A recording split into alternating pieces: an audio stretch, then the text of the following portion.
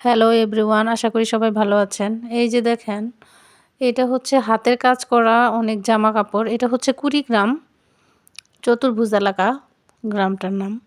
তো এইখানে হলো সবাই এত সুন্দর করে মহিলারা সুন্দর করে হাতের কাজ করে প্রত্যেক মাসে হলো যে ওনাদের হাত খরচের টাকাটা উঠে যায়। সংসারে টাকা দেয়। মানে সবাই বলতেছিল যে অনেক ভালো হয় এদের জন্যে।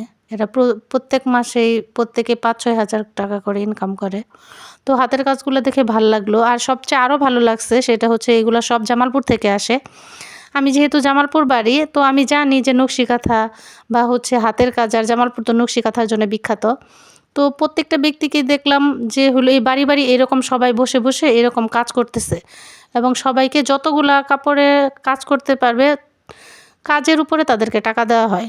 তো দেখে অনেক ভাল লাগলো যে আসলেও মেয়েরা স্বাবলম্বী সব দিক দিয়েই হতে পারে। সেটা হতে পারে হাতের কাজ, হতে পারে চাকরি।